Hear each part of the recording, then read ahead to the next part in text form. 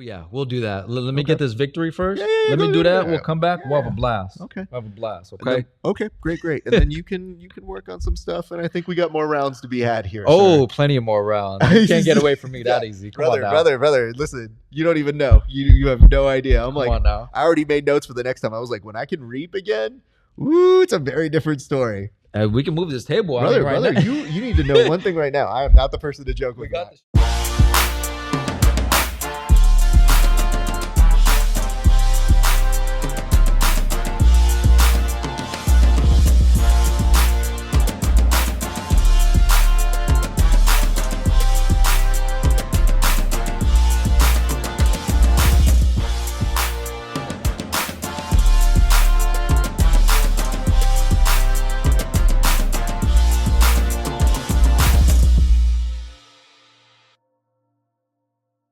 What is up, ladies and gents? It is your friendly neighborhood BJJ podcast from Rapid SparStar coming to you with another great installment of the Grappling Hour.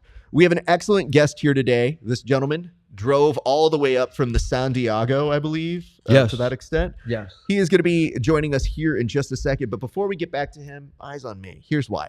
If you guys like this show, and I hope that you do, you can support us over at patreon.com/grappling hour. Now, what if you go there? What do you get if you go to patreon.com? Well, you can see our interviews 30 days before anybody else for just $5 a month. And for a few extra dollars, you can see extra bonus content not available anywhere else, including tape studies where we watch the fights with the athletes. We also do extra bonus content episodes. So like extra podcasts or extra interview sections that you don't see anywhere else, just for our premium users. And everyone's favorite segment, I don't know why, called Roast Raf, where people roast, like guests, come on the show and roast my competition footage. The goal is not to learn anything, but they are trying to make fun of whatever I did in competition. And yeah, you guys seem to like that. You pay for it, which I'm okay with. If you pay, listen, we can do whatever we want. But you guys tell me, you're like, I really like that segment, especially when they said that your takedown look. And I was like, I know what you're talking about. So there is that. So check that out. You can also support us by going to rapidsparza.com/merch. Get yourself a Grappling Hour hoodie or a t-shirt. It really does help us. Go there, pick up one for you. You're going to see some of our best interviewees from the year. Our top 5 got hoodies, and our bottom 5 of the top 10 for last year got t-shirts, and you'll see them supporting it. And they're pretty notable jiu-jitsu people. So thank you very much for your support there. You can also like, comment, and subscribe to this video. Now, if you don't have a comment in your head on what you want to say, don't worry. By the end of this interview, I will give you a prompt to go ahead and put in the comment section. So really do appreciate that. And share this video if you like it. Because, listen, we want more people to see our boy over here. And last but not least, if you want to find us on Apple Podcasts or Spotify, you can rate and review us there. It gets us more eyeballs, so it really does help. I know a lot of you say you're going to do it, but legitimately go. It takes 1 minute of your life to go 5 stars. Love Raf. 5 stars. Host has big head. Whatever it is you say, I don't care. Just put it in there. More importantly, 5 stars is like way better. And like, let's be honest, who does as much work as I do? No one is putting out as many interviews as I do. Period in jiu-jitsu. But nonetheless, one more last thing. Join us on Discord to continue the conversations that we have here on the show. All right. Now we can get to our guest. Let me tell you something about this young man. Now, you should not see him here in my gym. Let's put it that way. Because he's fought some of my homies. And I think to myself, oh no, am I not supposed to like this guy? He seems like the smiliest, nicest guy. And some of you may have heard me do commentary for some of his matches and been like, I don't know about that guy. I don't know about Raf. That dude, he seems real biased against my boy. Well, turns out I've always liked your guy. If you're watching this, mom, dad, friends, cousins, tias, if you're watching this young man fight, you're always in for a fun time. He has been an active participant and somebody who's always give you the best bang for your buck over at SparStar MMA. And I'm very happy to announce that SparStar made the right call in announcing his fight with my good friend Kevin Lizardo as the fight of the year. And I think you would be hard-pressed to find another amateur fight here in Southern California in 2024 that didn't get your heart pumping, that didn't make you feel something. Because for me, I got the honor to commentate it, And I also had the honor of presenting him with that little recognition in the cage. But ladies and gentlemen, please welcome to the show, one, Julyan Hanna. Sir, how are you doing? Thank you. I'm doing amazing. It's one of my big interviews here that I'm going to be able to show my friends and family. And you know what? It's something that they need to see, that this is a dream coming true. And I think it's very important for me, I mean, you know what the nice part is? Everybody gets to see you fight. And so they get those clips, they get those memories, those moments. They're taking out their cell phones. You got a lot of people who love you. I've seen them in the comment section when I commentate. And I just know that when they're giving that love to you, that means you have this great support system. And we joked about it off air where I'm like, dude, we did. I was like, dude, I don't care if they like me or dislike me. That just means they love you. And that's cool. But one thing you cannot deny, and when I'm on the air, whether you're agreeing with my commentary or not, we saw that fight between you and Kevin. And I had to tell you off air as well. I said, he's one of my good friends. So obviously I don't want to be biased on commentary. And if anything, I'm harder on him. So he came up to me and was like, hey man, I think you're a little rough on me on the commentary. And I was like, I'm getting it from all angles here. But nonetheless, what did it feel like to get that recognition last year? Or I guess the top of this year, that you had the best fight of 2024 for SparStar? I give my best in almost every fight I do. And I put my heart out. Like I legit black out during those fights, and it's able to excel my skills to the best of their ability. And for this fight to be recognition fight of the year is just showing my progression, that my friends and family are telling me that every fight you're getting better and better. And to be able to see that this award is a real milestone in my career. It was so cool because, I got to run into you outside of the presentation. I remember. And, do you remember what I said to you when I walked up to you? So you were just about to use the facility. Yeah, I think I was going to the bathroom. And I ran into you. Do you remember what the first words I said to you when we were outside? Was it congratulations? Was it? I actually walked up to you and I said, hey man, why are you beating up my friend? Oh yeah. And you had this big smile on your face. And I just wanted to give you your props. I wanted to be like, hey man, congratulations. Thank you. I love that fight. I texted Kevin how much I love that fight. But in the cage, I had told you, I was like, hey, I owed you a text, or I owed you recognition, because I gave him a text. I know him. I didn't know you as well. You did, actually. I remember that now. You did. But I said, in all fairness, this is our time to give you that props. We're in the cage together. And you could not have been more complimentary of my friend, which made me say hey, this dude's kind of cool. And I think we hit it off. We were telling jokes back and forth. And that's when I knew I wanted to interview. Where I was like, okay, he's got a good sense of humor. He's got a good a kindness to him that you don't get to see in the cage.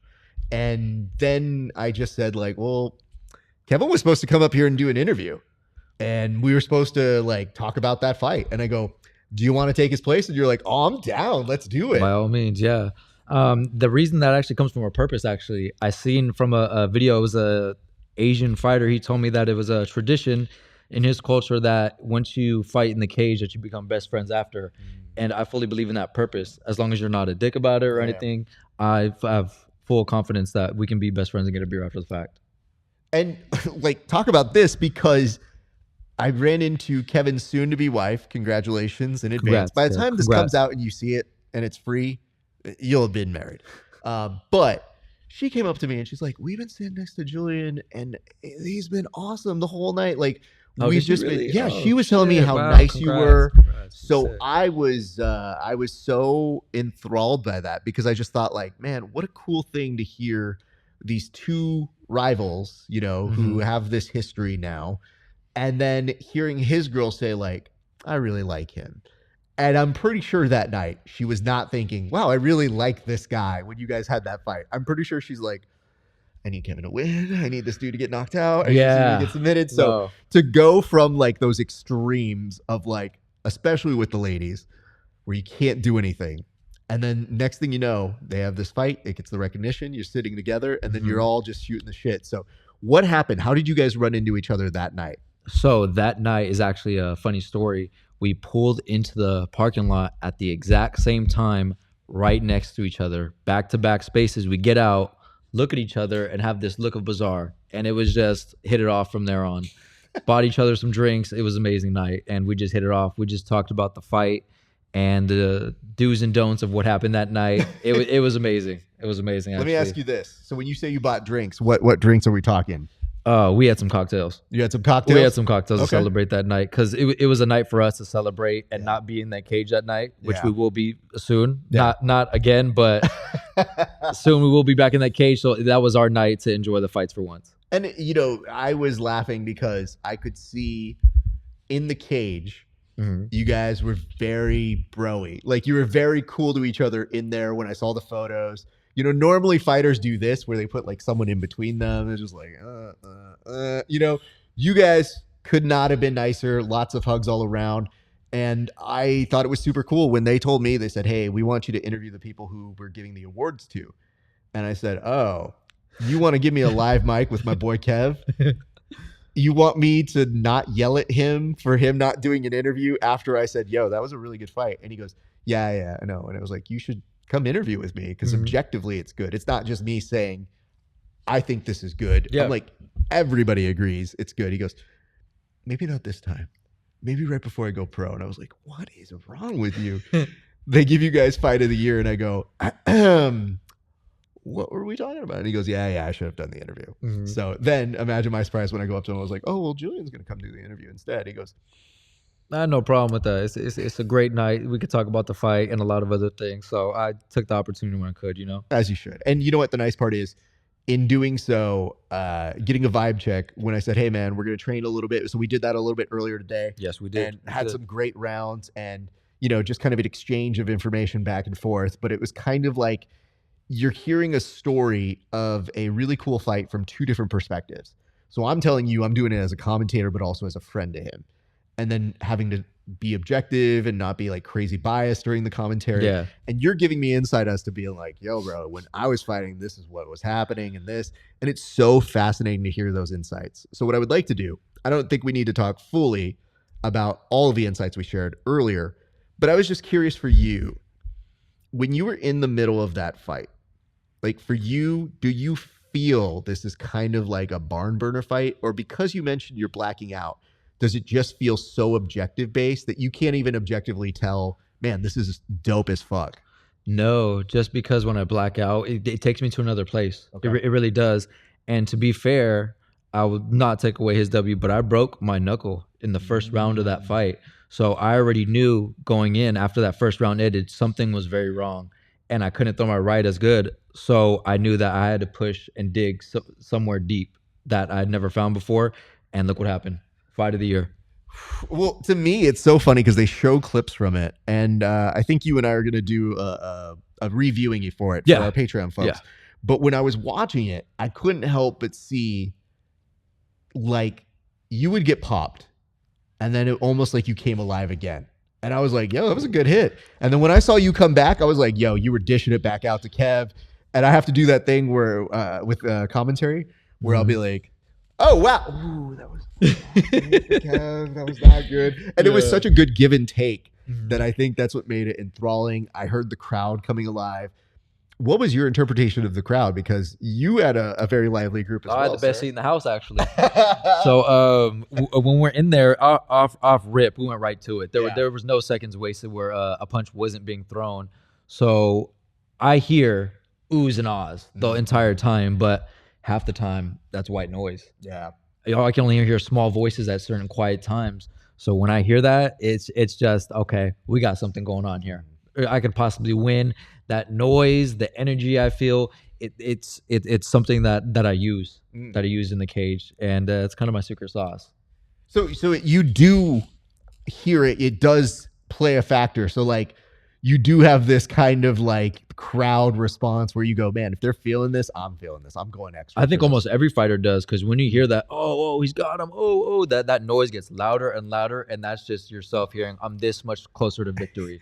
It is so funny because one thing that we did talk about was as we were doing our rounds, we did jiu-jitsu and then some wrestling and then jiu-jitsu again. Yeah. But when I saw, let's say you missed a shot and then we kind of broke apart again, you would have this look on your face each time when we broke apart that was like, really, each time? Yeah, no, this happened every single time. So like we would tie up try to go for a takedown. You'd shoot in, something would happen. Maybe we'd get up and we had to scramble back up and we're both back on our feet. You would get this like look on your face like, I got to get this. I got to do this. And I would see you putting into it. And there was one time where we literally flew opposite ways. Oh, I remember that. So you went one way, I went one way. And I was like, dude, he's got a strong grip. Because at one point when you moved me, you had like this collar tie and you moved me across. And I was like, dude, that was really strong. I was like, all right, good to know. And then we just basically, it's like a Mission Impossible movie where we like break apart. Oh, yeah. Make eye contact with you being like, all right, fine. And then we just came right back to like the center of the mats. But I saw that look and it just reminded me of your fight style and why it's fun to watch you, because you get this look in your face like, job's not done. Let's keep going. I know I've got an objective here. And that was something I saw with you and Kevin, where even when I saw you get hit or I saw something happen, I was like, damn, this dude really has like a lot of heart. And then you would see the elements of technique come back in. Like you'd have a little bit of a rest, then just boom, right back into that fight. So to me, you know, when you are very clear about your objectiveness, you're saying like, hey, that's my homie. I like him a lot, but the fight is the fight. You know, I'm just commentating what's happening. And then you hit this great takedown that I was like, damn, bro. I was Everybody like, liked that one. Everybody liked that bro, one. it was money, because you know what the nice part is? Sometimes you can hit a good takedown in your gym. That's just the gym. Oh, yeah. But hitting it in that cage in that moment, I was like, damn, dude, that was a very respectable takedown right there on Kev. And it's when I knew you had to dig deep because it's exhausting. Oh, yeah. So I'll ask this. You feel in the moment, you know it's a good fight.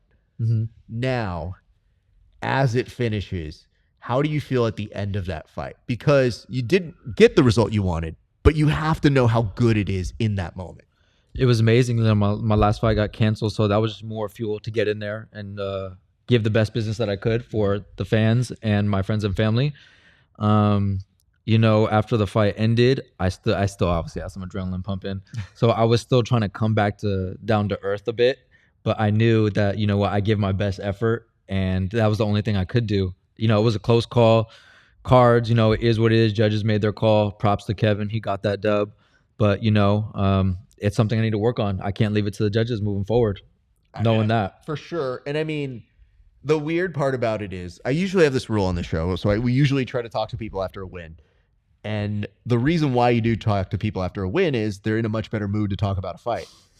But when people recognize your work and they give you this best of title, I justify it as, no, you were more than happy to say like, yo, I respect him. I love that fight.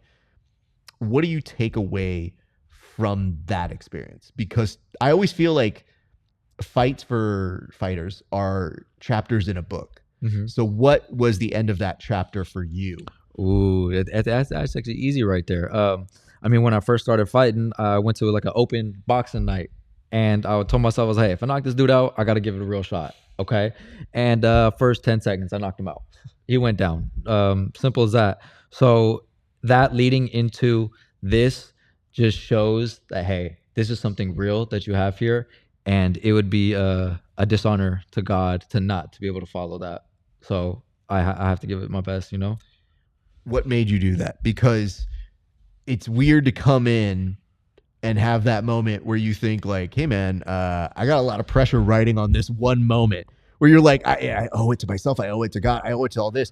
But a lot of people don't have to fight in their lives. So where do you think that came from for you? Was that a long time buildup for you and the right opportunity? Or was it just spontaneous in the moment that you said, I got to try this out? It's not spontaneous, actually. Throughout high school, everybody's done this in their life. All the friends come over after high school. We do the boxing night in the backyards, right? But the problem was I actually kept knocking out people. Oh. So they were telling me, you know what, you got the juice. Like you need to give it a shot. And I was like, yeah, you know what, I don't know, but I love to do it, and it feels good. I'm not there anymore, and you know what, I had to do it to be able to give myself a shot to see. You know, I've been punched before. I've punched somebody. I know what it feels like. So to be able to do that and have it be where we're at right now, amazing, big milestone in my life.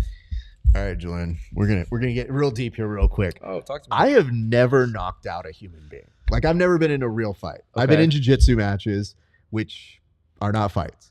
I've rolled with every type of human being, but I feel like it's very conditional to the world of a martial arts gym. I don't go out there telling people like, I've been in these many fights. I grew up like, bro, I grew up in Hacienda Heights. Yeah. Like, it's where Fergie lived. Nobody lived in hard times really in Hacienda Heights. There's our street gang out there. Yeah. Would you like to know what their nickname was? Oh, let's hear it. Brother, it's the Happy Homes.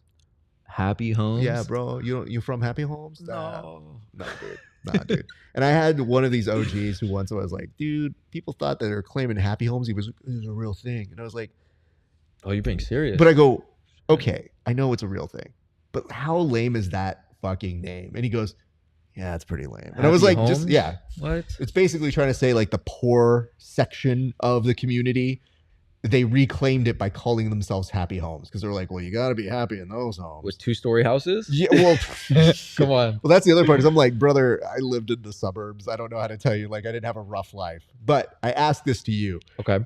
Do you remember the first time you knocked somebody out? And then what went through your head when that happened?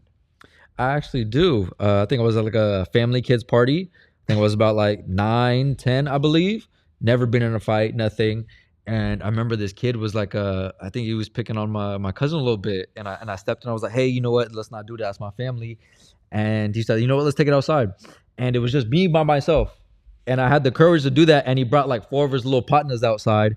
And we go outside. And as soon as we get outside, I didn't wait. I whopped him. Went down. And the first thing I did, I go back inside. I'm like, okay, cool. Handle business, family party. Call my dad. I'm like, Pops, I just got in a fight. Knock this dude out. He was like, okay, good. Now leave it alone. And that's to be done. And you know what? That was the first time. Were you nervous at that time when they have all their homies show up? Because to me, I feel like, all right, listen, dude, if this is a one-on-one fight, it's fine. But if you ever do something, you never know if somebody's going to act the fool and like try to insert themselves into the situation. So did that ever cross your mind? Because again, you're 9 and I don't know how complicated you are in strategies of war, but it's something that I legit think about. No, just to be fair, you know, it was family. It was like, I can't, I don't like bullies, and seeing that done to my own family, you know, that's something like, hey, I don't care if I'm by myself, one-man army, I'll go out there and get it done at least. But to be fair, that wasn't even my first real knockout. That was just my first real pop. And he went down and he got up. Okay. First knockout was my 3rd amateur MMA fight. We went to Reno.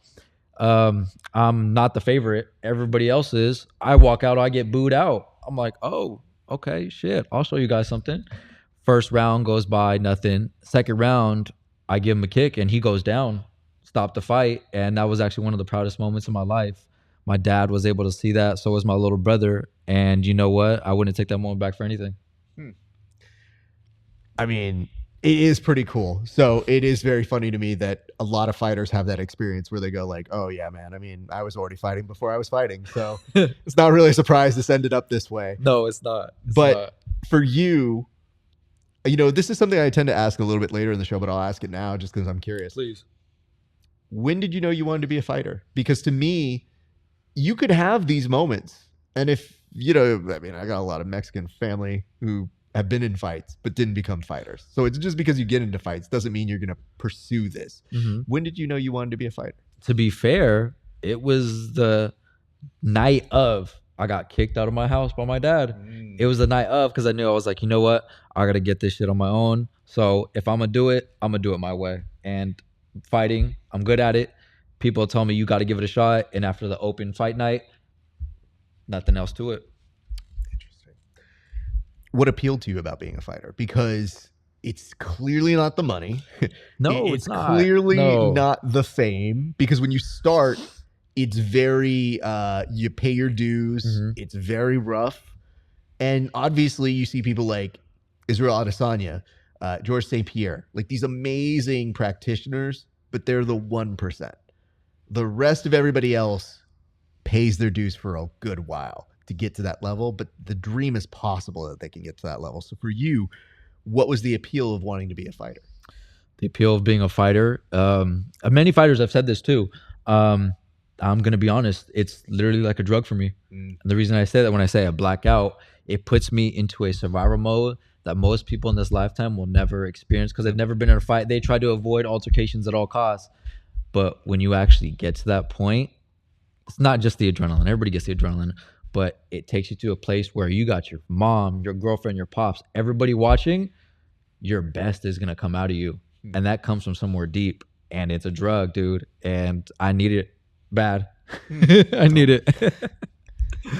I like that you're laughing about it because it does show you're like, no, I'm not. I'm joking, but like I do need it. No, I'm serious. I do tell people this. I say that adrenaline junkies, like It's not fighters. even that. Not even the adrenaline. No, it's not even the adrenaline. Nah, because you get that. But I'm saying when you get to that survival point where like, hey, I could get knocked out and be made a clip and retire from the sport the very next day. So being able to put that up, it's nice. It's nice. Okay. I mean, listen, I hear what you're saying. It is difficult to put myself in those shoes. Oh yeah. Because a lot of the times when I see somebody like you, I go, man, I mean, your swings are always so big that like when you're going, you kind of know there's two outcomes here. Oh yeah. And you're like, I'm going to be obsessed with getting my outcome that I want. And then it comes from years of doing it. And then you find other like-minded people who are like, I'm just compelled to do this. And I can't see any other thing I could do. Fight of the year, Kevin. Yeah. Boom, right there. And I'm not afraid to have that happen in my next fight or any other fight I get into, just because I know where I can be. And if you want to get to it, let's make it happen. I'm never scared of anybody. No, I know. I figured that out. I was literally like 5 minutes into rolling. I was like, this kid's not going to be intimidated by any of this bullshit I'm doing. But he definitely is going to be a good sense of humor about me gamifying our stuff, where I'm like, hey, I'm going to come up with this. I want you to do this. And I will tell you this, everybody. You'll hear me every once in a while say that we do like a pro wrestling pin. The first time he's like, I just saw his like eyes look up like, did he really just count to 3 with my shoulders on the mat? And I was like, absolutely did. Yeah, it took me for a loop. Actually, I was like, we on the WWE? But no, it was a beautiful, because it keeps you off your back. It's an amazing practice. So I love the fact that we were able to do that today. But then second time, he's like, under no circumstances. And I was like, well, now I got to really do it. So we were just like literally going back and forth. But I have to say, I was surprised you didn't try to do it back to me. I saw you one time thinking about it. I was like, it's not going to happen, man. Yeah, nah. I don't want to risk it. You were more skilled than that area. So I was like, I'll let you have it. In this goofball, dumb version of something that I call training. Yes, absolutely. But I was very happy to get a sense of kind of molding what I've seen before for you. Because I had told you off air, I had actually tape studied against you for one of my friends. And I was looking at it and I go, oh my God, I didn't realize it until I was like about to record with you.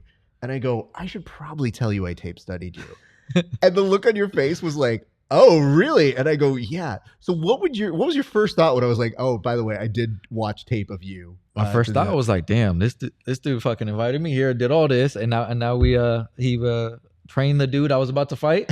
It's a good thing the fight got canceled. Yeah. Good thing the fight got canceled. But not gonna lie, I am waiting for that rematch. But we'll see. We'll see what happens. We'll see what the future holds. Because I think at some point, it's a small community, small world. Yep. You never know what's going to happen. Both of you might be on different paths, but you never know if that path kind of intertwines again. Always. But for me, it was like, even though you have that little bump the road, I just knew sometimes things work out the way they're supposed to work out. And in your particular case, it was like, damn, that didn't happen. But then you had this fight with Kevin. And the funny part to me is, if you could imagine my back-to-backness of who is this guy? Because first of all, I game planned against you. And then you did. Yes. Kevin has a fight against you, which I was not involved in. And then I just look over and I go, this dude's just going to keep fighting all my friends. You fought Tien? I'm like, yeah. You have so many people that I know that I was like, you just go, oh, I got that fight. All good. But Riley was pissed. He was like, dude, don't find no more of my friends. I was like, I can't promise you that, bro. You got to talk to the promoters, bro, not me. But it's so funny because I have to take myself out of the equation to go like, it doesn't give nobody gives a shit if it's like my friend. But to me, I go, all right, that's going to happen. All right, it's Kevin. Oh, shit. I'm crossing off the list. I was just like, this dude's literally going to show up at my gym one day and be like, Raph, is that your friend? I'll be like, yeah. You're like, cool. No big. I'm going to fight him next. You know what, though? We should talk about this. We should talk about our good friend, Crispy, who comes to this gym. Crispy. So Crispy was the dude who was showing up over here on the side. Oh, yeah. Yeah, I remember him. Yeah, okay. So I saw this look on your face because you did ask me one question when we were starting. You're like, hey, man, can I wear my gloves? And I thought about it and I said, maybe. But then I realized I was like, dude, we're going to be doing like, especially if we do wrestling rounds, I don't want those gloves on. But I was like, I think it kind of makes sense. I go, but I know how to make it more MMA style. That's more relative to you. I'll just do pressure and kind of show what I like to do. And then as you're doing stuff, I'd be like, oh, cool. Hey, I like this for you. You did great. You did great. Yeah. But then Crispy shows up. And I looked over at your bag. I looked at you. And the weird part about Crispy is he's an odd duck. We love him. Odd duck. But he came in, made a quick little visit, and on his way out, he's changing his clothes. So literally right in front of the window, taking off like his sweats, and he's putting on new shorts. And not just any shorts. What kind of shorts did he put on? They were Muay Thai specific shorts. Okay.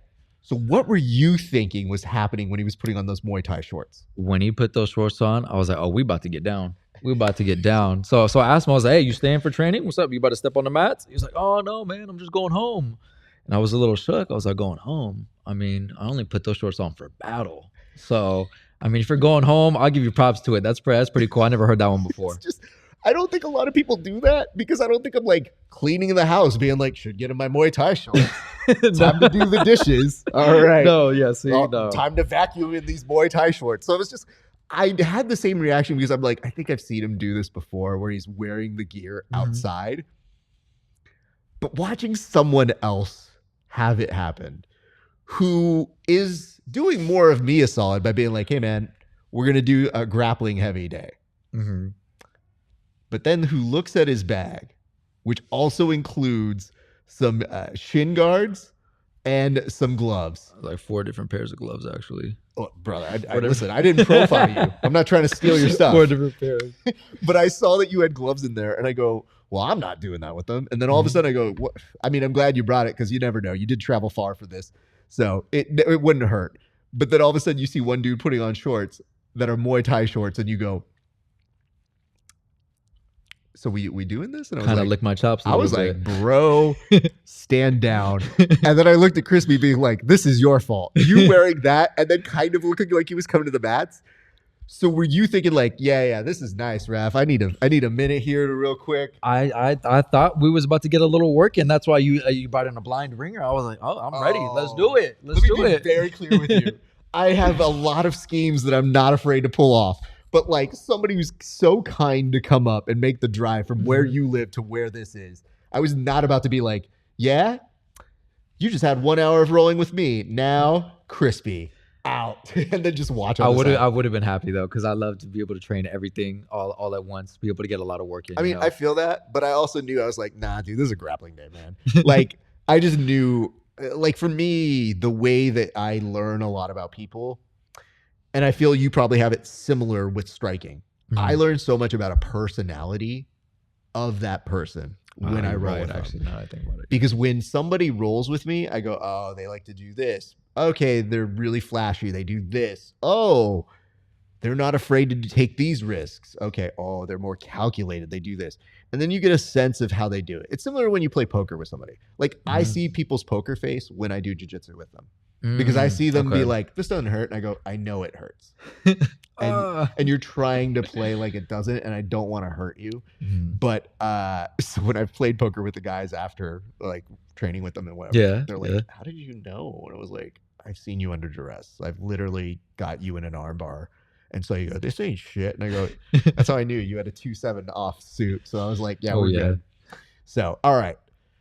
I just laughed. But I love the fact that you, for a split second, had the real fighter look in your face, which was, I mean, I can put them on right now. My eyes lit up a bit, actually. And his little move right here actually is growing on me. I might vacuum the house in my Muay Thai shorts now. That sounds But you told me cool. you were like, I go to a different place. And I was like, bro, we need to keep you from going to that place when you're vacuuming around the house. I got to get some home Muay Thai shorts. I got to get another pair. Some home Muay Thais. It's so funny because it looked like, you know, when they have that Vietnam kind of joke for the dogs whenever fireworks are going on. Oh, yeah. It looked like you were doing that where you're like, I go, is this dude going back to one of his last fights? Is that what's happening? No. Training. I love it, dude. So just saying that was just a little excitement. But it's so funny to me because he's also the type of guy who would have been like, oh, I'll get some stuff. However, I'm going to put him on blast. Half of this interview is going to be him now. Yesterday, we're getting the boys ready for a competition. right? Okay. And he comes up to me, he's like, "Hey, coach, do you need me for like rounds?" And I go, "I need bodies, so that would be great. Would you mind?" Why not? And he goes, "Okay." So he comes on the mats and he's like, "Oh, wait, but do you really need me?" And I go, "You just asked if I need you, and I said yes." And he goes, "Oh, I don't know if I want to do it now." And I go, "Why?" And he goes, "I just put gel in my hair." Oh no. And I'm like, "How do you come to a fight gym, dude? Like, what do you mean you put gel in your hair and now you don't What are want we to train?" talking about? I was like, "Dude," and I started getting so mad. I was like, "Just leave. I don't want to talk to you anymore." So that's the kind of person who was wearing the Muay Thai shorts to fill in those blanks. Makes a little sense, not gonna lie. But you know what the nice part is? I'm sure if you came here on one of our regular open mats, we usually have kickboxing over the side. We have grappling over here. So you'd be more than welcome to do that, I'm sure, I'd love in to the come future by. at some point. So let's get into this. There's a couple questions I have to ask you based off of like your history of fighting and kind of what I've seen.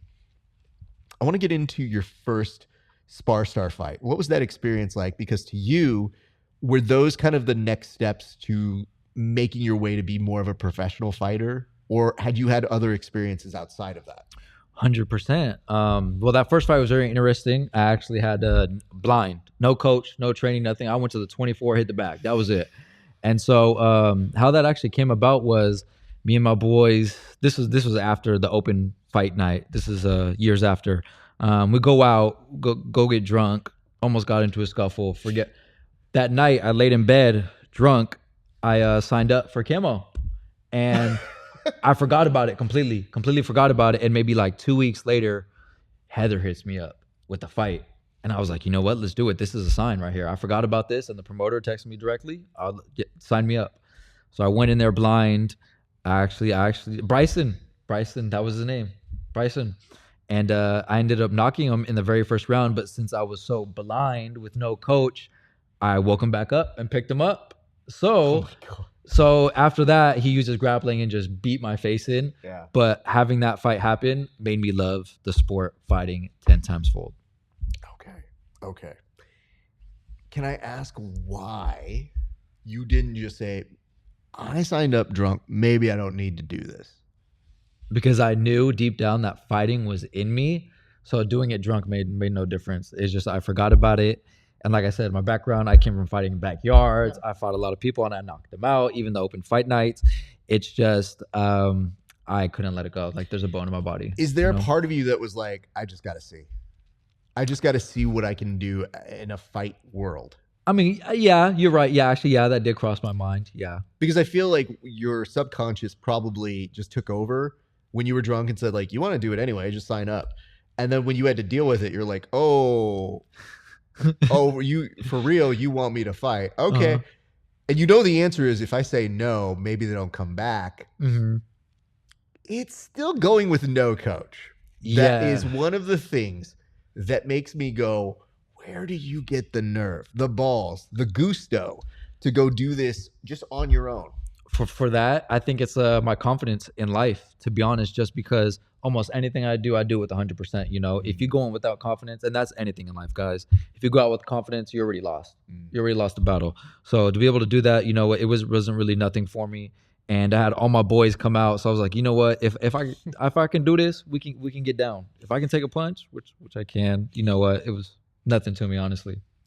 I just laugh because I do, in my stupid way, it's not the same way, but I do relate to you in this one way. I have shown up to jiu-jitsu tournaments just by myself. So I do understand that from the smallest level. It's not a fight. Okay. I don't think I would ever show up to a fight without my fam. Okay.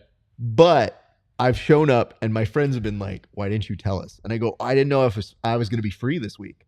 And also like everybody's busy. So I was just like, I'll just go and do it myself. And they're just like, well, tell us so we can be in your corner in this. And I was like, nah, I want to see if I can do it on my own. And they were like, really? I go, yeah. I go, I accept if I win or lose on my own because it tells me what do I know by myself. It is obviously more helpful. I don't think you should do it without people. Not moving forward now. But I do relate to you in that sense, which is, all right, dude, I'm going to just do it. I don't need permission. I don't need to wait for people. I'm on myself. So I think there's almost like there's like a line in the Kendrick Lamar, All the Stars, like with that was in Black Panther. And it's basically just saying like, win it or losing, it's all on myself kind of a line. And I Oh, always yeah. go like, yeah, that's me. Like legitimately, I don't want to ever have someone ever blame themselves for something that I did or didn't do. So I think that was my core.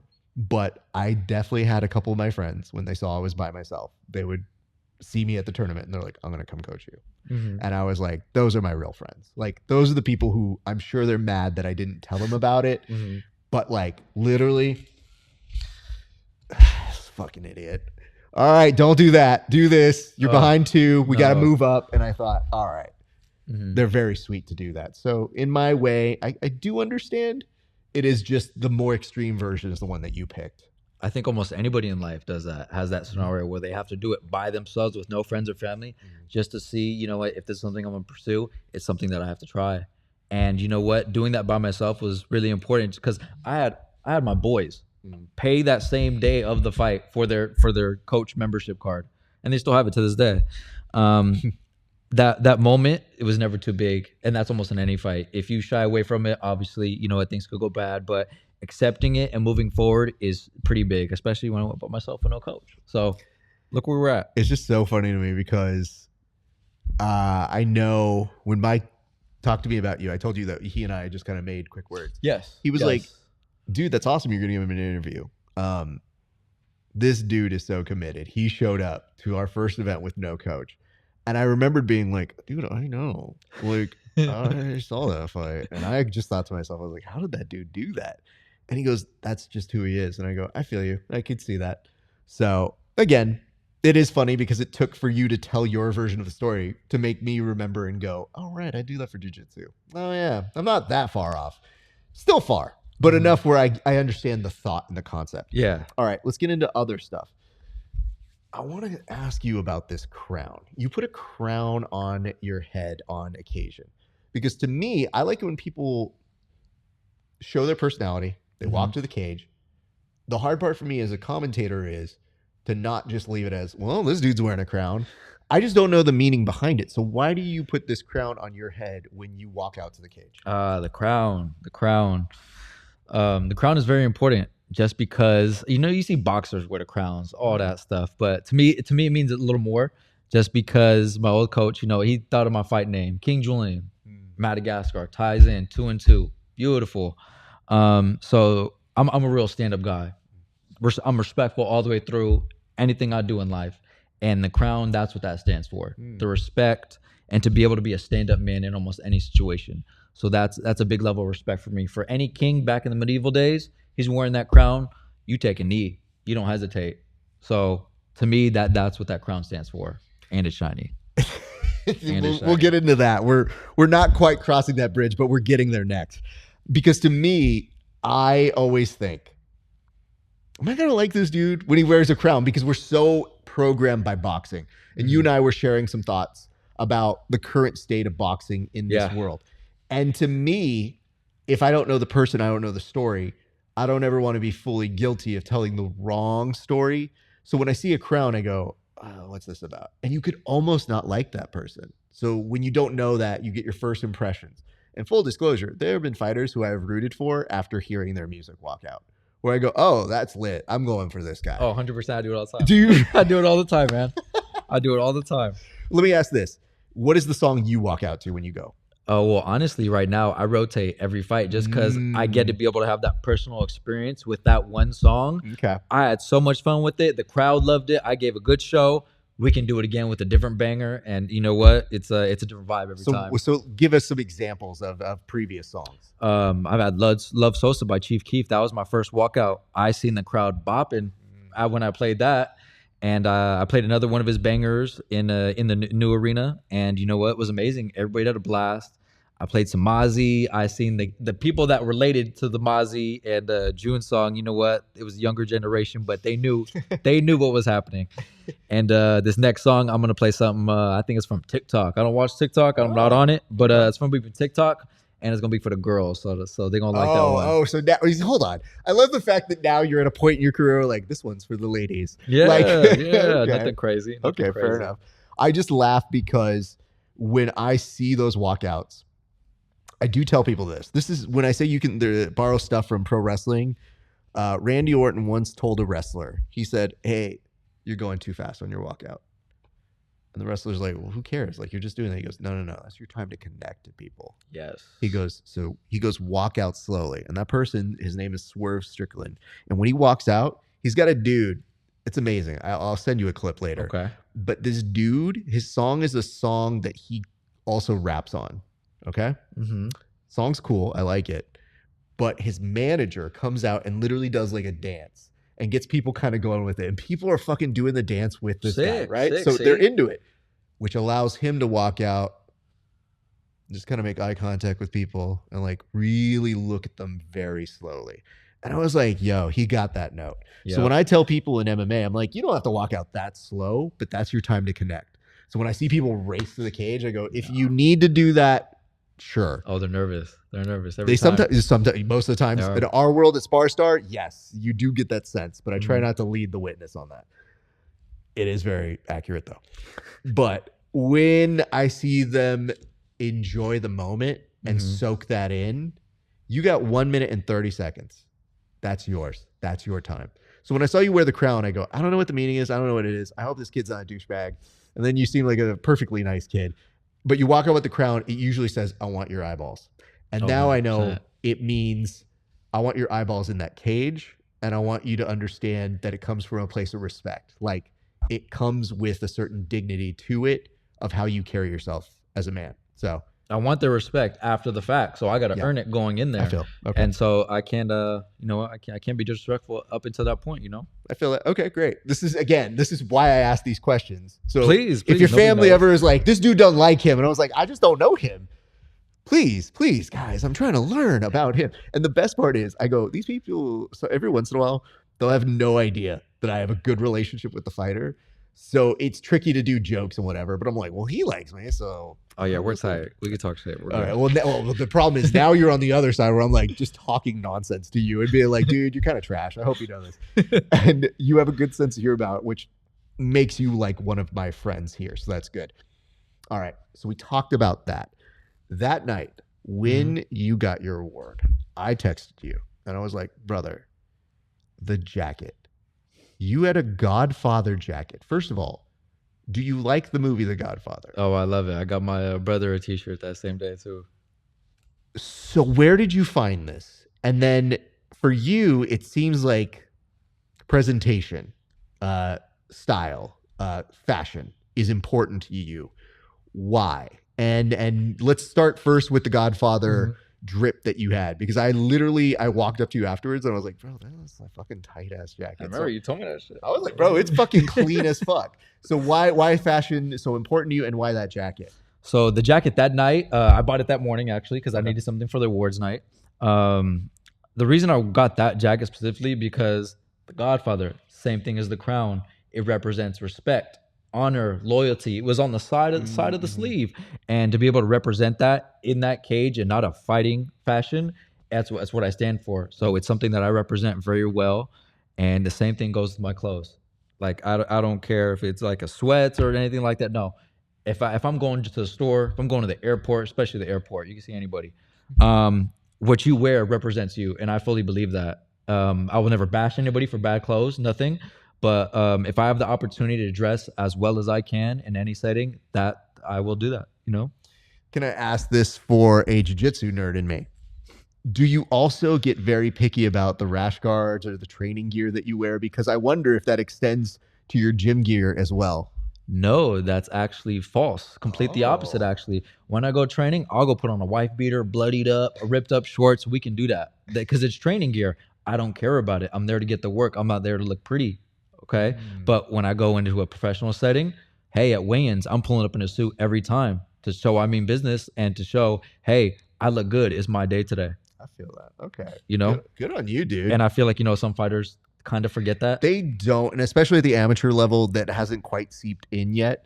I see it a lot of the times with the guys when, again, it's the same as the walkout. It's another moment for you. So create those moments. Like make yourself memorable. And if you can do it at weigh-ins, without having to get into a fight, because that's how most people think. They need to they're like, if I just push this dude, yeah, I got that. It's like, dude, you fight tomorrow. No one needs that. No. But having said that, it caught my attention and it made me say like, oh, without even doing anything in the cage, you're just talking. it just made me go like, okay, I get a sense of you. And it made me think like, all right, at least he's got good taste in movies. So that's good.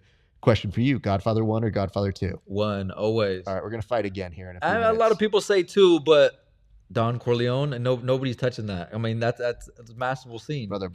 Nobody's touching The subtlety of my boy, Robert De Niro in the early days. I'll give respect forever. That to made the number OG. 2. He made number 2. No, but I liked the ability to fuck with the narrative of 2. To me, it's one of the most successful going back and forth in time jumps because you see the parallel between Michael and his dad. Oh. And like you learn so much about that family where I go, this is storytelling on a fucking other level. The hard part for me is they're both good movies, but it just is a little personality touch. So I need you to give me your best reasons why Godfather 1 is superior to Godfather 2, and I will respond in kind. Okay. The best reasons because it shows what a family is meant to be. Okay. Even though they're a mafia, this and that, it still shows what a family and the respect that goes with that family comes from. And you know what, that like I said, it really sits with my heart, and it stands with the crown. Same thing. So that's just my personal take. I feel you. What is good about 1 to me is the journey that you see Michael take from reluctance to going into the family. Oh, yeah. What I like about 2 is him being like, well, I'm in it, so now how do you run this thing? Mm-hmm. And you see him go through his trials and tribulations, but then you see the smoothness of Robert De Niro. Even when he's young, you're like, he had it the whole time. Mm-hmm. The Don was the Don for a reason. Like you looked at him and it was like just him going to get an orange, even when he was not making money or he didn't have that wealth and that status. The way he carried himself always looked to me like, even just in the subtlety of the acting, you see that dude was a boss. He was always going to be a boss. And I love that. I also, even though it's weird to say this, the plot to me in 2 of like trying to present yourself as a legit business amongst the corruption of politicians was always a very nice, subtle touch. Oh, yeah. Because you had all these politicians being like, you guys shouldn't be, you're a mob, you're a crime family. And they're like, aren't you guys politicians? Fuck out of here. We're going to do what we want. And I thought, damn, dude, they're hitting me on so many levels. So that's part of the reasons why I love it. And everybody, I have to say this. Godfather 1, Al Pacino, very good. Cannot dispute that. I argue he's better in 2. Because most people I say 2 is the winner. Because that dude, when he's just, even when he's sitting there just like this, I'm like, dude, he's so powerful. So I love the fact that like, I have the mic, I'm looking at you, I see the jacket, and I'm like, don't talk to him about The Godfather. Don't talk to him about The Godfather. Because all I'm thinking is, I'm like, I'm here to just present you the award. Mm-hmm. But the film geek inside of me is like, he picked one of my all-time favorite series of movies. And I was like, I need to move on. So I gave you your high five. I was like, congratulations. Hey, these 2 jokers. Hey, good job. And I got out and I had to tell you in person. And I didn't know I was going to like run into you. I just saw you and I was like, yo, I want to give respect to that. So we talked about that jacket. What is this? Oh, you brought another jacket. You decided to keep showing out here, sir. Yeah, please show what this is. This is just another one of my bombers I like to wear right here. You know, this is the Muhammad Ali, greatest of all time. I mean, it got the patch. It got the patches. It is great. It has the patches, you know. But yeah, no, this is, like I said, it's the fashion. It's the fashion. Anywhere I go, I got to represent myself. But the problem was, I was like, bro, maybe didn't let you know. You were coming to my gym. I didn't get dressed up for you. And I see you come in with a bomber jacket again. And I was like, this dude needs to be stopped because the drip's too much. I already noticed this. Yes, I get it. But when I see the attention to detail, I was like, how does this man have another bomber jacket that's just as good, if not better than the last one? Come on now. So good on you, sir. But I have to ask, let me say this. If you were to go out tonight, you're not. It's too late. Yeah, no. But let's say you were going out tonight. What is going to be the drip? Because this feels almost like it's connected to the world of MMA. Is that what you're wearing when you go out too? Or do you upscale it? Or how do you go out? Honestly, depends on the setting. Like I said, I actually love to wear suits. Okay. Suits is my go-to. If I can wear a suit, I will. Okay. But if I'm going out with the boys, you know what? I'll keep it subtle. But this represents fighting as well. And a lot of people know as soon as I put this on, almost everybody that approached me be like, bro, you're a fighter. I'm like, I mean, yeah, how'd you know? Like, how'd you know? You leave the subtlest of breadcrumbs out there. You're like, how did you figure that out? You got Muay Thai shorts. You got to go. Just because anywhere you go, like I said, I don't like people. I don't like people. Okay. I'm very private, but when I wear this, it opens up Yeah. conversations to everything else. You know. You know what it is? I feel like people who say I don't like people is like I don't like the general public. Yeah. I feel like what happens is, because the weird part to me is you're too friendly and too interpersonal, but it's when we talk in person. Because to me, I have this thing that if I can talk to somebody in person, I feel like that is when I get my best interviews. But I feel like the way I get my best interviews is if I can ask them to interview in person. When I send DMs, I hate it so much. I hate being like, hi, I'm a guy. Do you want to do this? It'd be cool. Really? I don't like it because there's no personal touch. Oh, you might group me in with like a dude who is in college, who doesn't know anything, somebody who doesn't train, who doesn't live in the world. The best benefit I get from SparStar is I commentated your fight. So you probably heard my voice somewhere. You might like it, you might not. But I'm giving you props and saying you did something cool. I'd like to interview you. And I feel like that's usually the good sell. But I don't like doing that unless I go in person, because then you can do the handshake. You can look at them and you can get a real sense of, yeah, I think they actually want this interview. Mm-hmm. Because the last thing I ever want is somebody to be like, oh, I have to do this fucking interview with Rouse, dude. It's weird. I don't know if I like him. But I get a sense when we were talking and we were just kind of like conversing back and forth. There was no part of me that thought you didn't like people. It's just that in knowing you're like, hey, I kind of like private parts of my life, and then I want my public life as a fighter. You're right. Let me correct myself. It's not I don't like people. It's just the general public. Some things I like to keep to myself. Yeah. And, you know, some people like to pry. And you know what? I think everybody deserves to have some parts of themselves personal. And you know what? That's just me, you know? Yeah, I understand. And I also love and appreciate the fact that you're somebody who goes, listen, dude, you should have a private life of your own too. I don't need to know every single detail.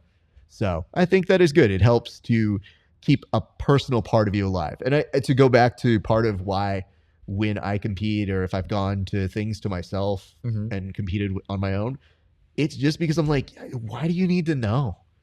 Like, you know, it's different if it's somebody who knows me deeply, but if it's somebody who's like a fan of the show, it's like, how'd you do in your competition? I'm like, I don't know you. I don't owe you an explanation. And then what am I supposed to say? Like, hey, yeah, I won. Dude, that's so amazing. I knew you would. No, you didn't. No. You don't train with me. You don't know. And that happens a lot, actually. Yeah. It happens a lot, actually. You'd be surprised. So you really try to like, it's my way of saying it's my own little personal stuff. And then even stuff when people go like, oh, I didn't know you like this band or do this. And I'm like, yeah, I don't talk about everything. I just talk about the stuff that I connect with people on, where you have a real conversation that's like, oh, I learned this about you. Oh, yeah, we kind of know this about each other. Stuff to that extent. You know, this is called the Grappling Hour. So I know that grappling wasn't necessarily your first love, but do you remember the first time you took a grappling class, sir? Ooh, the first time I took a grappling class, that was with my old coach, Coach Ben. We went to his ranch, me and people I live with, my boys. We'll go out there, but mind you, this is in the mix of before I got the call from Heather. So we're partying, we're drinking on the weekends, you know, we're having a blast. But he set us up to where every Sunday morning you come to the ranch, we're doing grappling rounds. And that's where he kind of taught me my base, you know, for jiu-jitsu. And we're going out partying. Next day, we're waking up, going to the ranch. Homies are yakking out the window. Oh, God. We're still rolling. And you know what? That's where it kind of is like, okay, it's starting to come together. This guy's teaching me jiu-jitsu. He knows the ins of how to get into the MMA world. So, like, it's storybook for me. I can't even lie to you. It's storybook. So I'm curious about this because we're clearly in a gym now.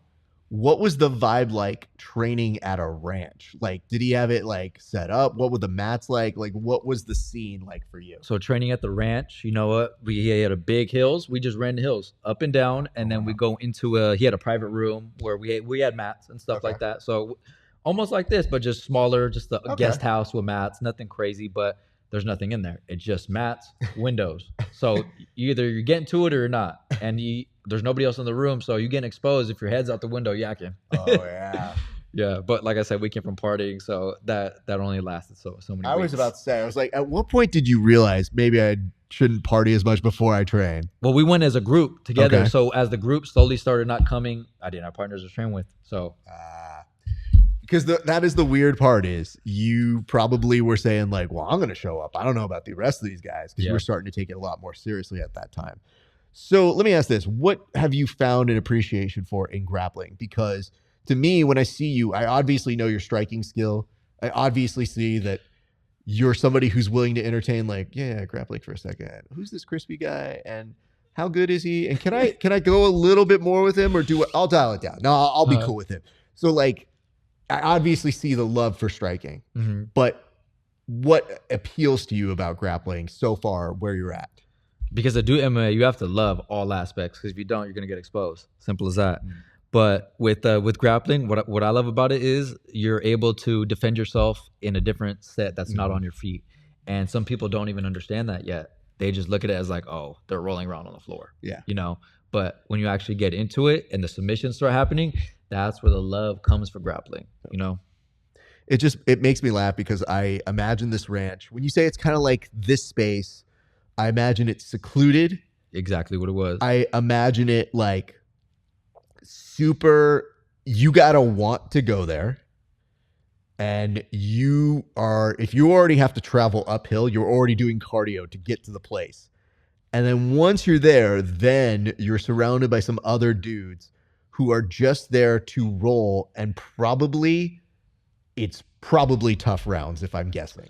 You know what? It was tough rounds, but I'm not gonna lie. It was some of my friends, so they're just not as skilled at that time either. So you know what? I did capitalize at points. They capitalized on me plenty of times, but you know what? It was a group effort that it found me where I am today. Okay. And we had to drive an hour out early, 8 a.m. We had to be there. So like I said, partying Saturday night and going there. You know what? You had to be able to love and go do that. You know. I like to tell people, I'm like, I don't like mornings per se, but I'll get up for jiu-jitsu. It's like the only thing in the world I'll get up for. No, I'm a night crawler. What's that? I'm a night crawler. You're a night crawler? Oh yeah, okay. Big time. Yeah, I don't. Yeah, then I only think about it. You were texting me super late the other night, but I was like, oh, that's late to civilians, not to us. When you're texting me, I'm like, dude, I'm up too. Like I'm editing right now. Yeah. So when you were telling me like, hey man, yeah, we're meeting Sunday, all good. I was like, cool, all right. It's 12:30. That's late to most people, not late to me. Sounds good. And then you apologize. You're like, dude, I'm so sorry. I got so much stuff going on. I was like, dude, I know. All of us are fucking busy during the day. I'm like, you don't need to apologize to me. I just want to know when you're coming, how this is working. So when you're telling me this, you're like, I'm sorry for the late time. I was like, fuck out of here, dude. It's funny you say that actually because at one of my jobs, my boss, I came in late couple days throughout the week, and my boss was like, hey, Julyan, when you come in today or tomorrow, I want you to pretend you're going to jiu-jitsu and tell me how it goes. I was there 10 minutes early. I was there 10 minutes early that day. It's so true though, because like I just get excited to train, and my body, my brain, it just is very excited for it. The gym owner here, he actually doesn't love training jiu-jitsu as much anymore. So sometimes I got to pull him out and be like, I need you to train. And he's like, did you get excited for this? I go, I do. And he goes, that's so lame. And I go, it's not lame. I go, you get excited to punch someone's face. And he goes, yeah. I go, it's similar. It's just maybe you're starting to suck at it. And he's like, what does you say to me? And I was like, yeah, I said it. I was like, maybe you're starting to suck. You need a little push. Oh, and then he was just murderous that day. And I was like, that's all right. He and I are like yin yang of jiu-jitsu. So like he's incredibly good. He's of course a former fighter. So he is somebody who has that training. And what I find about fighters, especially for training jiu-jitsu, is they have a different set of goals. So sometimes a jiu-jitsu guy might be content being like, all right, I swept you 5 times. I got to here, I got to mount or this. MMA guy goes, I'm going to get to mount. I'm going to get to side control. You'll never breathe again. It's very true. It's different for everybody. And I just say that's a valid thing. So when I go, I need to work these escapes. I need to work this. Do your magic. And then let me do my stuff. So when he's like, oh, fuck, I don't want to treat. I want to do this. And he'll try to give me excuses. And I'm like, not good enough, sir. Like you need to show up. So it's just somewhere that you go as you kind of evolve. You kind of go through different phases and whatnot. So I'm sure that is coming your way. I just love the fact that when I hear something like that as a setting, I know if I was in a certain different position in my life and I didn't have a gym like this, like I told you, I traveled 20 minutes or 20 miles from my place to here because that's where the good training is. And I just tell people, I'm like, you go where the training is. So that's kind of how that shapes up. But yeah, all right. Let me ask this. What's coming up next for you? Because I know March 15th, it would appear that you're on the next SparStar card. So what can you tell us about that, sir? So with the March 15th card, it's supposed to be a banger. I believe I have my opponent already. Okay. Is Zach something? I'm not sure. Oh, it's Christopher. Not even sure. Names don't matter with me. It's just I need a body. That's all I need. It's supposed to be, I believe, he may be a stand-up fighter. So it may be another get down. It may be another barn burner. Well, we'll see. But I'm gonna give it my all that fight. So if you guys want to see a real show, fight of the year was my last fight. So come to this fight, twice as good. Ooh, Twice as good. I can promise you that. Oh my goodness, dude. And I mean, listen, dude, if I'm seeing where you are right now, one of my favorite things about this was when I told you, I was like, we're going to roll for a bit. And you're like, I'm in fight camp. And I was like, that's exactly what I want to hear. Because that's somebody who is dialed in. Like you have enough time. Like right now, it's like 6 weeks to your fight. Yes. You have enough time to have hard training sessions and still be dialed in for weight, everything you need to do to be a professional. So to me, I'm kind of like, okay, that's really cool that you took the time out now and it works so that in a few weeks, we see you back in that cage and you do your work and your business. But to me, when people are in fight camps, they don't always say like, oh, I don't want to roll for an hour and a half, or I don't want to roll for an hour. But for you, you're like, this is the job. So I was like, dude, good on him, man, that he's ready and willing to do that sort of a thing. Those people who avoid any workout, I don't care if it's burpees, I don't care if we're doing push-ups, that will expose you in the fight. I've seen it many times. It shows in the training. Yeah. So this is just another day for me. You know, it's supposed to be Sunday recovery. Most fighters take the Sunday. Yeah. But you know, if I had the day and I'm feeling healthy and up to it, let's get it rocking. You know. Absolutely. And I just laugh because full disclosure, we tried making this happen and we just kept getting into bumps. And yes, you know, it was never without the full knowledge of like, well, you have to make a drive, dude. So it's got to make sense. And I was so happy when we were sending these messages back and forth because it was me being like, I know he wants to come. It's just a matter of syncing schedules up and making it work. And then I said, well, dude, when you come, we'll go all out. We'll do training. We'll grab some food real quick. We'll do this. We'll do a fight companion sort of thing. And I hope that you enjoyed the experience because to me, I think you have an interesting story. And I know that this is just part one. So I know that you're on to the next thing very soon, and it doesn't seem like you're that far from turning pro. No, yes. I'm looking to go pro pretty soon. I would say towards the tail end of this year, just so I can get my amateurs in and be the best that I can be going pro. It's just, you know, I can't do this for free. You know, this is a crazy sport. You see people retire after one fight, and to be able to go pro, that unlocks my elbows and my knees. And I'm very limited in this amateur component here because I can't throw those. I promise you, I would be undefeated right now if I could throw my knees and elbows. But well, you say that. Oh yeah. And you know, we were rolling, and he did wait till the end of the round. I will give him that credit. But he was just like, Raph, I'm sorry, my knee hit your face, and I appreciate that. That's a good trading partner. But I have to tell you, I was more worried about your knee because you hit me in my giant head, which is the least vulnerable part of my body. So when I was like, dude, that's more like, how's your knee, dude? Are you okay? No, my knee's fine. My knee's fine. It's just I train more time. I know how to hit the knee perfectly on what parts. So that was just instinct that how it happened. Oh yeah. So I apologize for that. It was just pro is different. That's where all the cuts. So all the blood comes in, and I know how to utilize that. You say that, but I've also seen photos of you, and we very briefly talked about this blood element. Oh, but like, dude, when you had that cut and that blood dripping all down your face, it looked like you were like, oh, that's the perfect photo. Thank you for giving me this. I actually forgot I took that photo, and then I seen him bust. I was like, oh, is that me? Is that me? And like I said, when I black out, it's not me in there anymore. So whoever is in there and did that, you know, that was that guy. That was a different part of me, you know? And so the only thing you do is embrace it. And apparently the crowd loved it. Fight of the year. And a lot of friends and family loved it. Like, bro, you're a savage. Like, I know a lot of people that would never do that.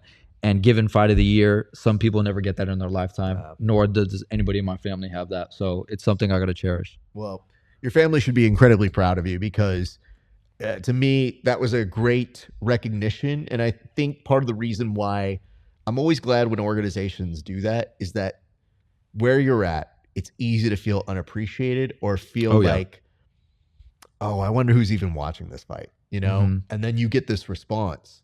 You get these fans, you get your family members, you get the whole organization taking time to say like, wow, we respect your work. So again, I don't take it lightly when they say, do you want to interview these people? I was like, absolutely. I talked that fight. I want to talk to them and I want to give them their props from my perspective. And I know the time is short whenever we have those things, but one of the things that I told you when we were talking about doing this is I said, hey man, it's too short of a time to get to know you.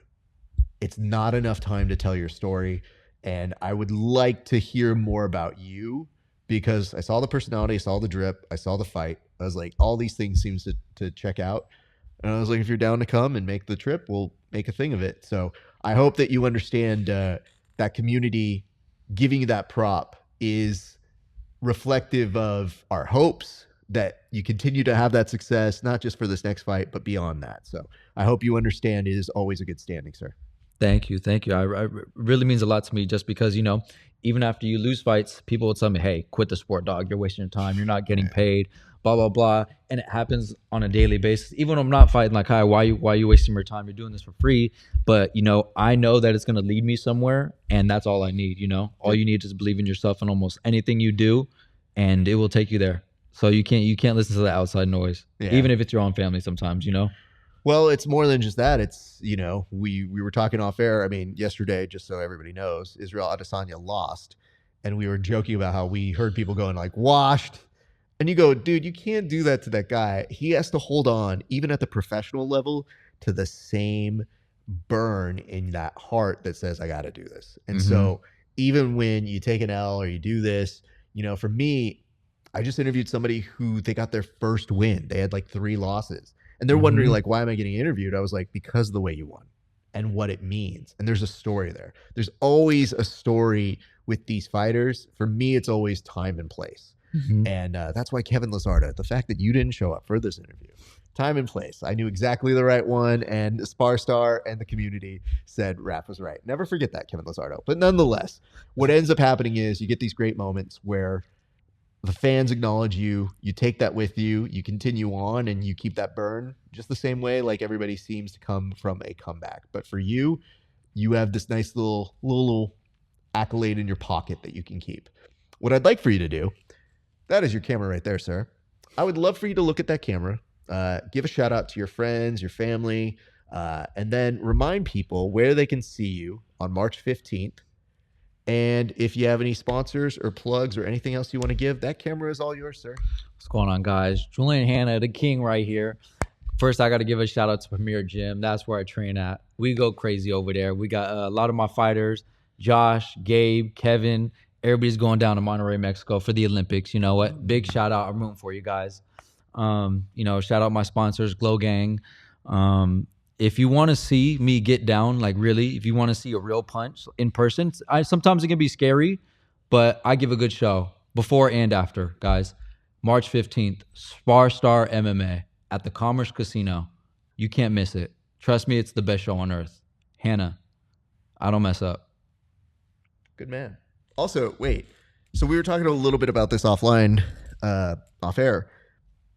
I was telling you, I was like, bro, you had asked me what I was doing earlier today. And I was like, oh, I'm doing privates. Oh, yes. I found out, I was like, bro, you might be doing some in the future. So tell the people where they can go train with you if you're looking to do that, man. So if you're looking to get your striking skills up or wrestling skills, you can DM me directly. My tag will be on this. I do striking pad work. So if you need help with that, please shoot me a DM. I'm more than welcome to give you some lessons. And beginners to experts, we can definitely find something for you. Even if it's a couple days, couple rounds, I can show you to get the hands right. Good man. I mean, listen, I think if you've seen any of his work, I mean, let's put it this way. I almost wanted to steal some of that knowledge. I was like, yo, man, they're not bad. I was like, if he can show me how to hit Lazardo like that, I think we're in business here. Oh, yeah. Oh, yeah. But nonetheless, sir, I want to say, first off, congratulations again.